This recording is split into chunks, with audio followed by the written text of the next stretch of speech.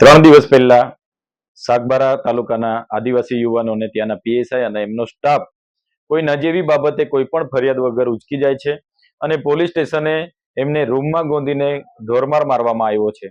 એમને તાત્કાલિક સારવાર માટે સાગબારા તાલુકા સિવિલ ખાતે દાખલ કરવામાં આવ્યા અને ત્યારબાદ એમને વધુ સારવાર માટે જનરલ હોસ્પિટલ રાજપીપળા ખાતે સારવાર ખસેડવામાં આવ્યા અને આજે તે લોકો સારવાર હેઠળ છે.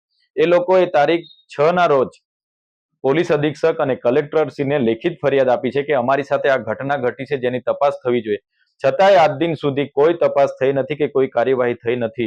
ત્યારે આજે અમે પોલીસ અધિક્ષક શ્રી અને કલેક્ટર શ્રી, એમના રેન્જ આઈજી અને ડીઆઈજી એમને લેખિતમાં જાણ કરી છે કે આમાં કડકમાં કડક આમાં તપાસ થવી જોઈએ અને જે પણ લોકો જવાબદાર છે એમાં કડકમાં કડક કાયદેસરની કાર્યવાહી થવી જોઈએ.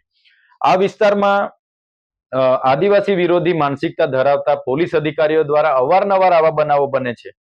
જે લોકો આ વિસ્તારમાં વિશ્વાસ ગુમાવી બેઠા છે, લોકો પોલીસ પર વિશ્વાસ નથી કરતી. આજે સુરક્ષા સલામતી માટે પોલીસ મૂકવામાં આવી છે, એ જ લોકો ભય પેદા કરી રહ્યા છે, એ જ લોકો ભક્ષક બની રહ્યા છે. ત્યારે અમે ક્યારે આ ચલાવવાના નથી. આમાં અમારો સમાજ ખૂબ ધ્યાનપૂર્વક જોઈ રહેલો છે, ખૂબ આક્રોશમાં છે. અમે શાંતિપ્રિય લોકો છે, સંવિધાનમાં માનનારા લોકો છે.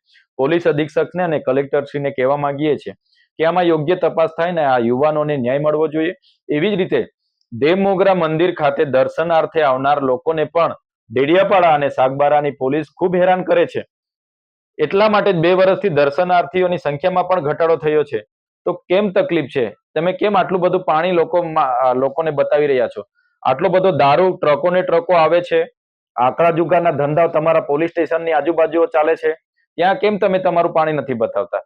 એટલા માટે હું પોલીસને કહેવા માંગુ છું કે આમાં કડકમાં કડક કાર્યવાહી કરો, નહીં તો આવનાર દિવસોમાં અમને રસ્તા પર ઉતરવામાં મજબૂરીથી અમારે ઉતરવું પડશે અને ખૂબ મોટું આંદોલન પોલીસ સામે અમે કરીશું.